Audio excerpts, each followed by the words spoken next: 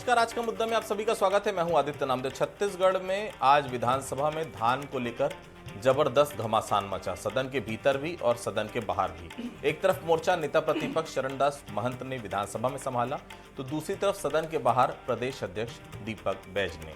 धान को लेकर जिस तरह से भारतीय जनता पार्टी सरकार को कांग्रेस घेरते दिखी, उससे एक बात तो साफ है कि कांग्रेस इस मुद्दे पर सरकार की घेराबंदी आने वाले वक्त में और तेज करेगी। चलिए पहले रिपोर्ट देख लेते हैं, फिर चर्चा को हम आगे बढ़ाएंगे।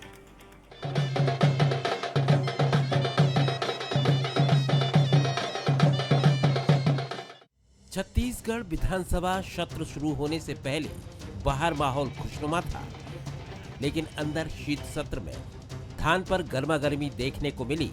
सरकार धान खरीदना नहीं चाहती। धान का खरीदी चल रहा है। सरकार की नीयत किसानों के प्रति बिल्कुल भी ठीक नहीं है। विपक्ष ने धान खरीदी में अव्यवस्था और अमानक बारदानों को लेकर जमकर हंगामा काटा। सदन में धान पर सियासी घमासान। शून्यकाल में पूर्व सीएम भूपेश लेकर आए स्थगन प्रस्ताव। ध्यान आकर्षण में नेता प्रतिपक्ष ने की जांच की मांग। 34 कांग्रेस विधायकों से चर्चा के बाद स्थगन प्रस्ताव। विपक्ष का आरोप, धान खरीदी में अव्यवस्था। चरणदास महंत ने की अमानक बारदाने की जांच की मांग। राइस मिल को लेकर भी विपक्ष ने दागे सवाल। सहकारिता मंत्री ने विपक्ष के आरोपों को किया खारिज। 10,400 करोड़ का किसानों को भुगतान। 50 लाख टन से ज्यादा धान खरीदी, केदार कश्यप का दावा। विपक्ष ने जहां राइस मिल को लेकर भी सवाल खड़े किए कि सरकार धान खरीदना नहीं चाहती और इस कारण से ईडी का बहाना करके वो धान खरीदी को प्रभावित कर रही है, जबकि शराब में भी ईडी की जांच हो रही है। क्यों नहीं बंद कर रहे हैं शराब दुकान? उसमें ईडी की बात नहीं आती और सरकार ही बेच रही है। जब मालूम है सरकार को 160 लाख मीट्रिक टन धान उत्पादन होगा, उसकी खरीदी करनी है 21 क्विंटल के दर से, तो उसकी व्यवस्था पहले से कर लेना चाहिए। सरकार है किस लिए? सरकार की नीयत किसानों के प्रति बिल्कुल भी ठीक नहीं है। जिस तरह से पूरे प्रदेश में बस्तर से लेकर सरगुजा तक धान खरीदी केंद्र बंद हो चुकी है, इसलिए क्योंकि धान का उठाव नहीं हो पा रहा है। सरकार अभी तक किसानों से झूठ बोलते आई है। सत्ता पक्ष ने विपक्ष के आरोपों को सिरे से खारिज किया और कांग्रेस को घेरते हुए उसे मुद्दा विहीन बताया। 50 लाख टन से अधिक की धान खरीदी हो चुकी है। ये इस बात को बताता है कि धान खरीदी में किसी तरह की कोई दिक्कत नहीं है। किसानों को किसी तरह की कोई दिक्कत नहीं हो रही है धान खरीदी से, ये स्पष्ट है। कांग्रेस पार्टी आज मुद्दा विहीन है, तो ये किसानों के पैसा हड़पने वाले किसानों के हित की बात न करें। और धान खरीदी बंद हो गया है, ऐसा कहीं पे शिकायत नहीं आया है। और धान का उठाव भी हो रहा है, संग्रहण केंद्र धान जा रहा है और हमारा धान खरीदी चल रहा है। सदन में धान पर घमासान पहले से तय था। विपक्ष ने पहले दिन ही अपने इरादे जाहिर कर दिए हैं, तो वहीं सत्ता पक्ष ने भी अपनी तैयारियों के जरिए कांग्रेस को बैकफुट पर धकेलने की कोशिश की। ऐसे में सवाल यही है कि सदन में धान ही धान, आखिर किसानों को कब मिलेगा समाधान?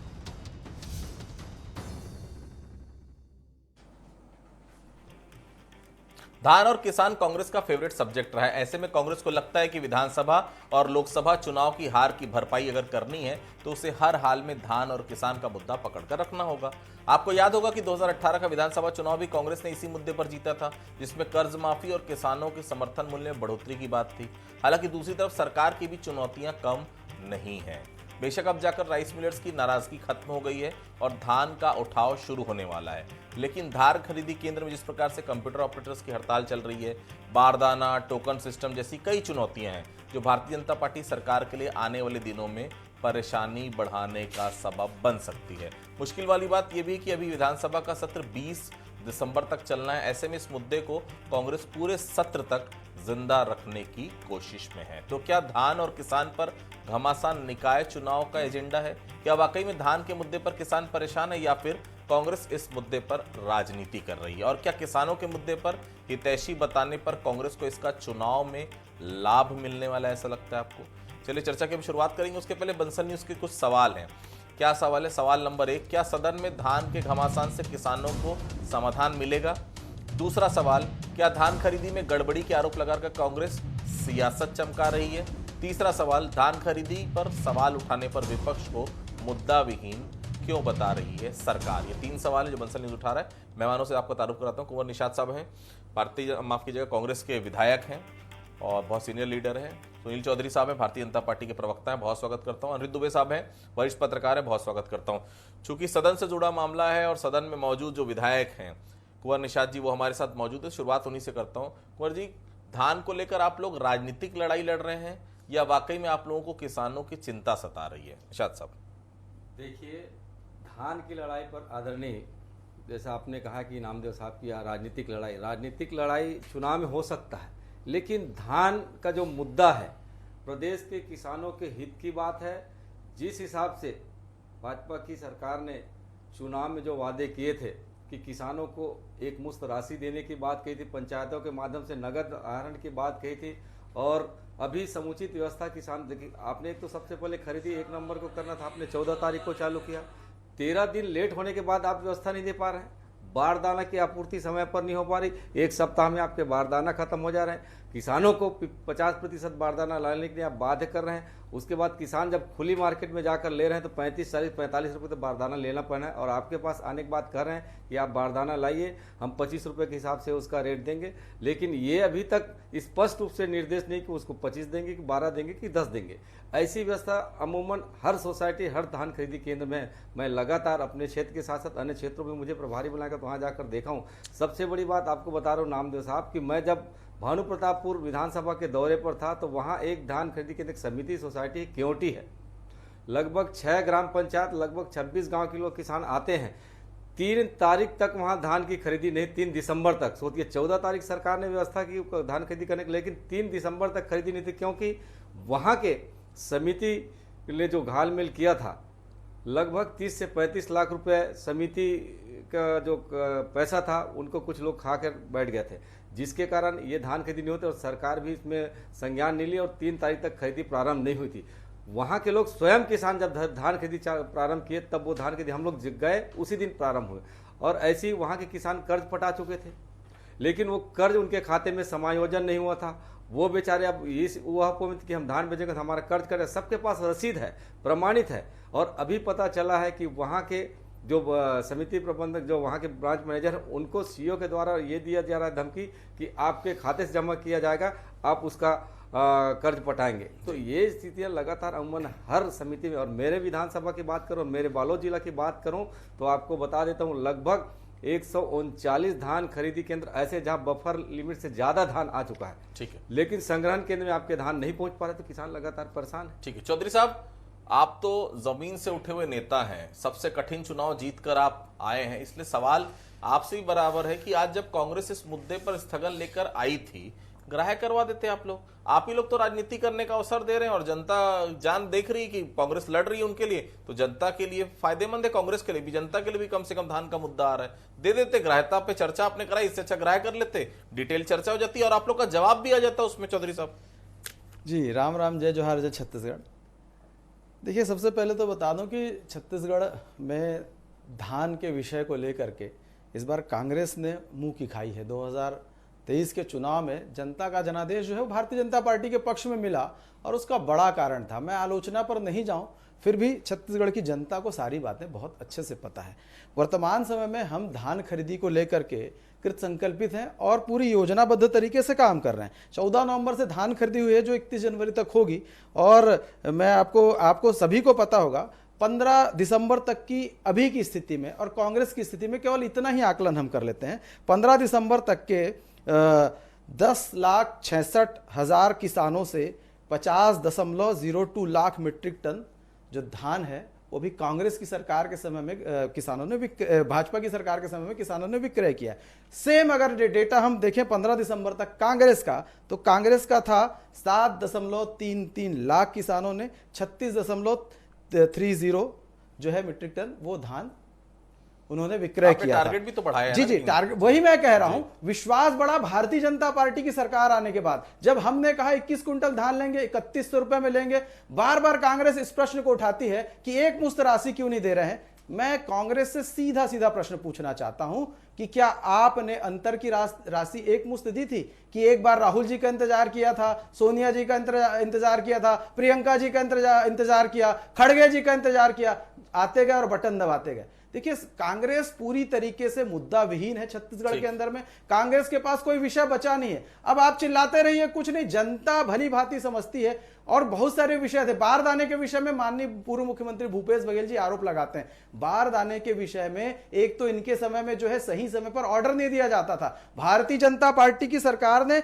सही समय पर ऑर्डर दिया है और लगभग 4 लाख गठान की आवश्यकता पड़ेगी। उसमें से 3.65 लाख गठान उपलब्ध है और पीडीएस के माध्यम से 54,153 गठान जो है वो मिल जाएगी। अब मैं आता हूं, ये वजन की बात कर रहे थे, मैं वजन पर भी बात करता हूं। बारदाने का जो न्यूनतम वजन है 580 ग्राम, उसमें जो विचलन है वो 6 से 8% तक होता है, मतलब 545 से लेकर के 626 ग्राम तक। यदि इसमें कोई अंतर आता है नमी के कारण तो जूट कमिश्नर के पास क्लेम किया जाता है और उसका हर्जाना मिलता है। शायद कांग्रेस के लोगों को पता नहीं है सारी बातें, और पता होती तो ये सब बातें करते नहीं। केवल जनता को बरगलाने का काम न करें, सत्यता को जनता के सामने रखें। आप जल्दी से ना चौधरी साहब साए धान खरीद लीजिए ना, तो निषाद साहब को दिक्कत नहीं होगी। अनिरुद्ध दुबे साहब, क्या धान का मुद्दा कांग्रेस हो या भारतीय जनता पार्टी दोनों के लिए बड़ा खास मुद्दा रहा है? क्योंकि हींग लगे ना फिटकरी रंग चोखा हो, मतलब आप समझ रहे हैं ना, वोट बहुत मिल जाएंगे बिना मेहनत की इस विषय पर।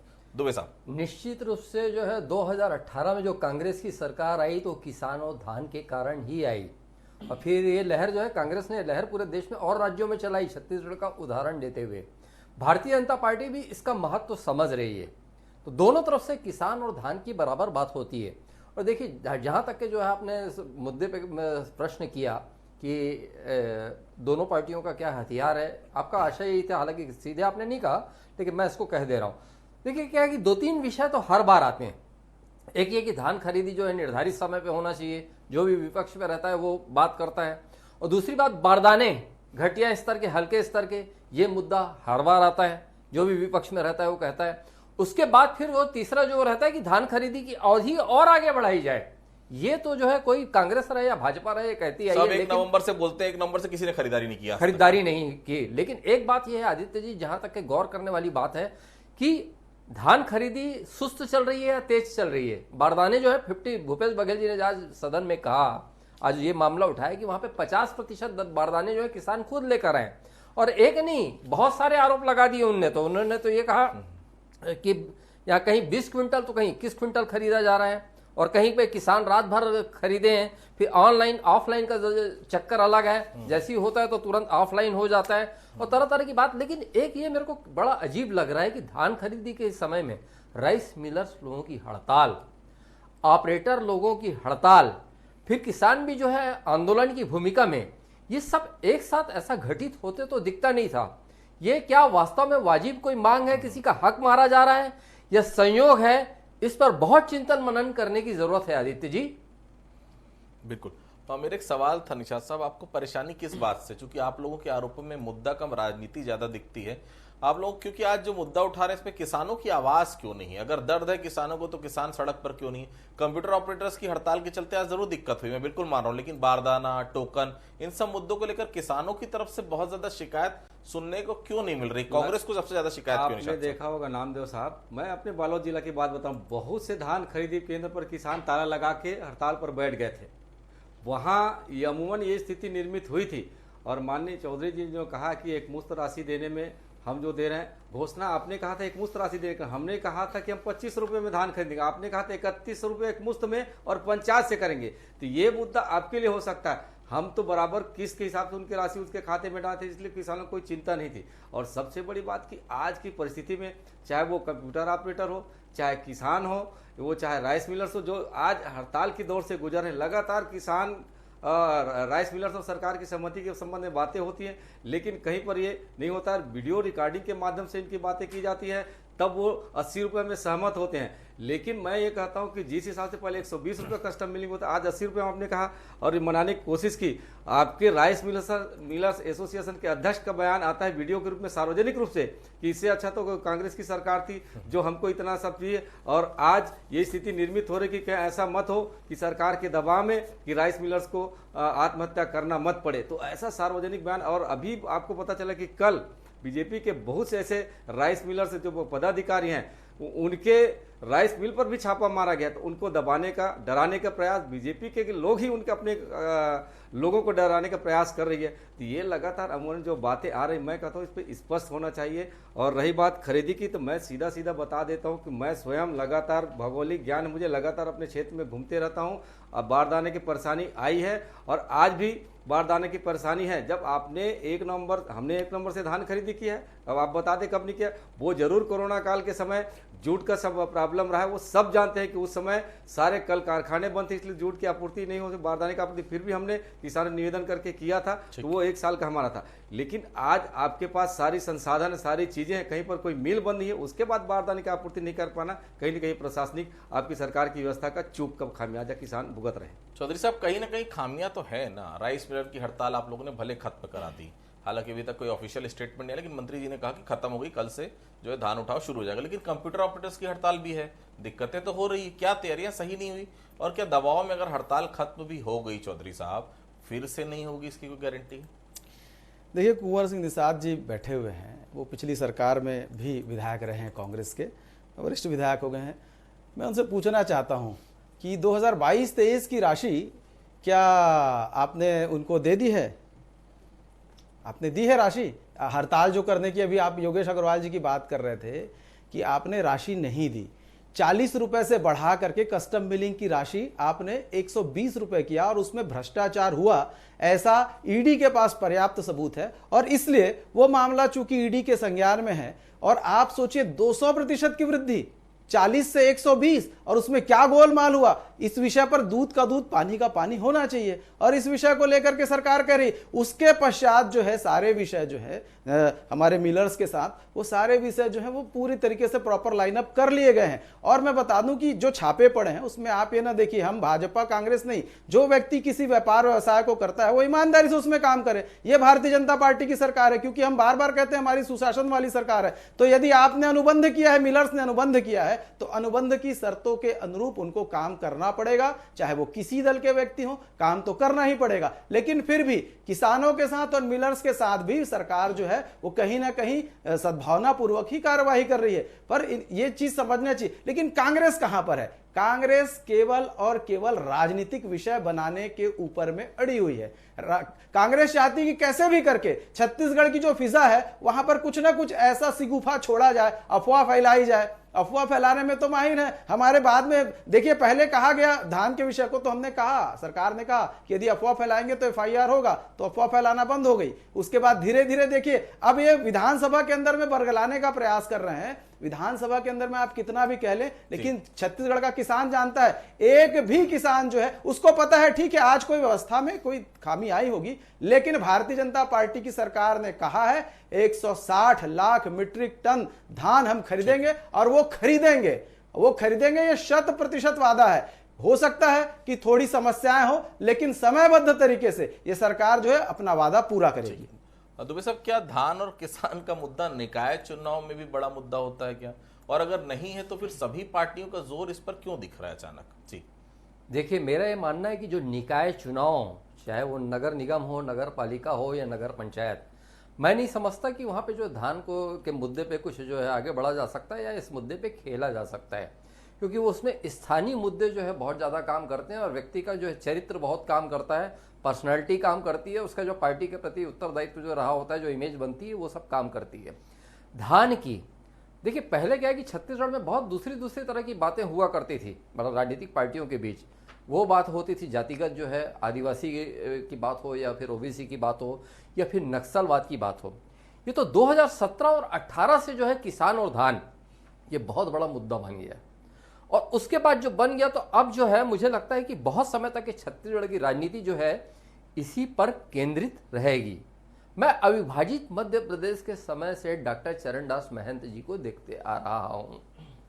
उनके जो है मनपसंद मुद्दे कुछ दूसरे रहा करते थे, गंभीर रहा करते थे, इसमें कहीं कोई दो मत नहीं है, और बहुत गंभीरता से वो उठाते रहे थे, इसमें भी कहीं दो मत नहीं है। लेकिन मैं देखा कि इस बार जो है डॉक्टर चरणदास महंत जी जो छत्तीसगढ़ विधानसभा के नेता प्रतिपक्ष हैं, लगातार धान और किसान पर बात कर रहे हैं। राजभवन माननीय राज्यपाल जी के पास जो है धान से संबंधित जो है एक पत्र भी गया। तो महंत जी लगातार जो है और फिर मीडिया के समक्ष भी आए, प्रेस कॉन्फ्रेंस ली महंत जी ने, फिर दीपक बैज जी ने पूर्व में प्रेस कॉन्फ्रेंस ली, आज फिर जो है विधानसभा में तो वो उठा ही सदन में मामला, फिर दीपक बैज जी ने फिर प्रेस कॉन्फ्रेंस ली, जो प्रदेश कांग्रेस के अध्यक्ष हैं। भूपेश बघेल जी का जो है सदन में जो आक्रामक रूप दिखा पूर्व मुख्यमंत्री, तो आज धान पे ही दिखा। मतलब यह कि जो है कहीं मतलब है कि बड़ी तैयारी से आए थे, ऐसा लगा। जैसे उन्होंने कहा कि राइस मिलर्स जब जो है सीएम के पास गए थे तो उन्हें आश्वासन मिला कि पुराना भुगतान हो जाएगा, लेकिन बाद में सरकार मुकर गई। समझ नहीं आता कि यहाँ किसकी चलती है, माननीय सीएम जी की चलती है कि प्रिय भौजी जी की चलती है, किसी और की चलती है। तो इस तरीके से जो है कटाक्ष भी जो है आज सदन में देखने के लिए मिला आदित्य जी। फिर उसके बाद ये कहा कि लोगों की आवाज दबाने छापा डलवाया जा रहा है। तो इस पर जो है सरकार का जो है ना बहुत जो है प्रखर और प्रगाढ़ तरीके से इसका जवाब आना चाहिए, चाहे जो भी हो। वास्तव में इसके पीछे क्या है ये सत्य तो सामने आना चाहिए, क्योंकि ऐसा कभी संयोग नहीं बना, मुझे तो नहीं दिखता, याद नहीं आ रहा है कि मतलब धान खरीदी चल रही हो और वो सब मतलब खरीदी का मौसम और उसके बाद फिर जो है अचानक जो छापे जैसी स्थिति बनी। हो सकता है कि उसमें कहीं कुछ गलतियां होगी लोगों से, मैं नहीं कहता कि सारे लोग पाक साफ होते हैं, लेकिन इस पर जो है सरकार का स्पष्ट जवाब आना चाहिए। आदित्य जी, शाह साहब, आप लोग आज सदन के बाहर भी गर्म दिखे और सदन के भीतर भी, सड़क की लड़ाई के लिए तो क्या तैयार हैं क्या आप लोग? क्योंकि अगर सरकार नहीं सुन रही है और सत्र तो 3 दिन में खत्म हो जाएगा, परसों छुट्टी है, 3 दिन का सत्र बचा हुआ है, आगे क्या निषाद साहब? केवल विधानसभा के भीतर वहां पर स्थगन लाने से या प्रेस कॉन्फ्रेंस से किसानों की जो मांगे हैं, किसानों को जो दिक्कतें पूरी हो पाएंगी? सड़क पे तो आना पड़ेगा ना कांग्रेस? बिल्कुल, किसान आज भी चिंतित हैं, परेशान हैं। मैं पहले सुनील भाई की बातों का जवाब देना चाहता हूं, जो उन्हें कस्टम मिलिंग की 40 से 120 की बात कही। ये 120 रुपये इसलिए दिए जा रहे थे कि तो आज परिवहन से लेकर सारी व्यवस्था और आज महंगाई के दौर में राइस मिलर्स को नहीं पोसाया था, इसलिए सरकार ने उनके साथ अनुबंध करके बातें की हैं। और रही बात लेन देन की बात, तो मैं आपको कह देना चाहता हूं कि वो जो आपके मे फेयर में जो लेन देन हुआ उससे आप लोग बात कीजिए कि किसके माध्यम से हुआ और कहाँ कहाँ उसका फंड का उपयोग हुआ। बात मैं ये कहना चाहता हूँ कि किसान की आज जिस हिसाब से परेशान है, राजनीति अपनी जगह, लेकिन किसान की समस्या मैं इसलिए बोल रहा हूँ कि आज किसान यदि धान बेच रहे हैं, आपको पता होगा पिछले सरकार, पूर्ववर्ती सरकार, हमारी सरकार ने लगभग 250 से 300 करोड़ जो किसानों के जो लास्ट थे सोसाइटी, उसको देकर समिति को संबल देने का प्रयास किया था। लेकिन आज की स्थिति मैं बता रहा हूँ कि अगर ऐसी परिस्थितियां आई तो धान खरीदी केंद्र से कहाँ आप संग्रहण केंद्र ले जा रहे हैं, संग्रहण केंद्र के बाद फिर राइस मिलर्स उठाएंगे, जो सुखद आएगा उसके बाद जो वित्तीय भार आएगी सोसाइटी इससे लॉस में जाएगा, तो कहीं ना कहीं सोसाइटी इसमें नुकसान होगा और सरकार को भी नुकसान होगा। तो ये बातें हमको ध्यान में रखना चाहिए कि 2-2 बार परिवहन करने सरकार को कितना घाटा होगा और किसको कितना फायदा होगा, तो इस पर दे देना चाहिए। राजनीति अपनी जगह है, पंचायत चुनाव, नगरीय निकाय चुनाव क्या होता है वो हम अपनी जिम्मेदारी से नहीं हट सकते। यदि हमने भरोसा किया, हमने वादा किया है, तो हम किसान के प्रति अपनी जिम्मेदारी कर्तव्य पूर्वक निर्वहन साहब, आज राइस मिलर्स को लेकर आप लोगों की बैठक हुई, राइस मिलर्स ने हड़ताल वापस ले ली। इसके अलावा और भी जो हड़ताल में हैं उनसे भी आप लोग बातचीत करेंगे क्या? क्योंकि धान खरीदी के समय ही ये लोग हड़ताल क्यों करते हैं? कंप्यूटर ऑपरेटर्स अचानक हड़ताल में चले जाते हैं, बारदाने की अचानक कमी हो जाती है, ये अचानक होता है कि ये पहले से डिसाइडेड रहता है कि धान खरीदी तो उसी समय एक साथ हड़ताल पे चले जाओ? देखिए, आप भी समझ रहे हैं आदित्य जी, दबाव की थोड़ी स्थिति बनाते हैं कि हमारी मांगे मान ली जाए, तो उस प्रकार से था। लेकिन सरकार भी सद्भावनापूर्वक विचार करती है। ऐसा नहीं कि कोई यदि अपनी मांगे मान रहा है तो सरकार बिल्कुल नहीं सुनेगी। सरकार सबकी बातों को सुनती है और कोई रास्ता निकाल करके उसको ठीक करने का प्रयास करते हैं। देखिए, पहले की स्थिति में जो छत्तीसगढ़ में था वो किसानों का क्या स्थिति था पता नहीं, सभी जानते हैं कि क्या था कि आपको गोठान का वो मिट्टी मिली हुई खाद लेनी पड़ेगी और बारदाने खत्म हो गए तो फिर मार्केट से आप खरीद करके ले आओ, प्लास्टिक वाले में उसमें भी धान जा रहा था। सब छत्तीसगढ़ की जनता ने देखा और कांग्रेस को इसलिए नकारा। देखिए अब छत्तीसगढ़ में किसान जो है ना वो खाने के लिए नहीं, खजाने के लिए जो है खेती कर रहा है। और बार बार पूछते हैं भैया 3100 रुपए, तो पिछले साल के जो 3100 रुपए की राशि मिली है, किसान खुद कांग्रेस को जवाब दे देगा कि हम अंतर की राशि एक बार में देते हैं कि नहीं देते हैं। एक बार में दे रहे हैं। तो ये स्थिति 2 साल का बकाया बोनस भी दिए। कहीं ना कहीं सुशासन वाली सरकार ने छत्तीसगढ़ में ऐसा माहौल बना रखा है कि छत्तीसगढ़ का किसान, गरीब, नौजवान से लेकर के सारे लोग जो है वो यहाँ सुखी है। दुबे साहब, छोटा सा जवाब, आज आपने सत्र देखा है, 3 बैठकें भी और है, कैसा मिजाज रहेगा आप लोग देख रहे हैं आने वाले समय में? देखिए क्या इसमें मिजाज की बात है तो विपक्ष अपनी भूमिका निभा रहा है आदित्य जी, लेकिन गौर करने लायक बात है कि सत्ता पक्ष के विधायक भी जो है बड़े आक्रामक नजर आ रहे हैं। अजय चंद्राकर जी ने जो है आज जो है जल मिशन का जो मामला उठाया, मतलब वो उसमें अरुण साहू जी उप मुख्यमंत्री बुरी तरह घिरे नजर आए। मतलब इतने सारे सवाल जो है अजय चंद्राकर जी को दागते हुए देखा मैं। मुझे लगता है कि सत्ता पक्ष में रहते भी उनका आक्रामक रूप बरकरार रहेगा। नए विधायक भारतीय जनता पार्टी के जो है सुशांत शुक्ला, उन्होंने जैसे बहुत बड़ी बात कही कि बिलासपुर में जो है मतलब वहां पे जमीनों पे जो कब्जे हो रहे हैं, तो बोले एक उड़ता पंजाब नाम की फिल्म आई थी, यहाँ तो उड़ती जमीन है। तो उसमें जो है राजस्व मंत्री जी का जो जवाब आया कि वहां पे जो अवैध कब्जे वाली जमीन है सैकड़े में है, लेकिन वहां सुशांत शुक्ला जी ने कहा कि 13,273 कब्जे चिन्हित हुए हैं, सैकड़ा और 13,273। मतलब कुल मिला के मेरा ये कहना है आदित्य जी की कितनी तैयारी से सत्ता पक्ष के भी विधायक इस बार बैठे हुए हैं। बिल्कुल। तो देखिए सदन की कार्रवाई आज से शुरू हुई है, बहुत छोटा है इस बार का विधानसभा सत्र, हालांकि केवल 4 बैठकों का है, लेकिन जो आक्रामक विपक्ष के दिख रहे हैं ये बहुत साफ है, आक्रामक रवैया है विपक्ष का। आने वाले 3 दिन निश्चित तौर पर और गंभीर मुद्दों पर चर्चा की उम्मीद हमें यही है कि हंगामे की भेंट ना चढ़े, सार्थक मुद्दे आए सदन में और सार्थक चर्चा हो, चाहे किसानों के मुद्दे पर हो, चाहे बेरोजगारी के मुद्दे पर हो, महिलाओं के मुद्दे पर हो, लॉ एंड ऑर्डर के मुद्दे पर, सार्थक चर्चा और सार्थक जवाब सरकार की तरफ से। आप सभी हमारे से जुड़े सभी लोगों को बहुत बहुत धन्यवाद। आज का मुद्दा में फिलहाल इतना ही, बाकी खबरों के लिए आप लगातार बने रहिए बलसन न्यूज के साथ। नमस्कार।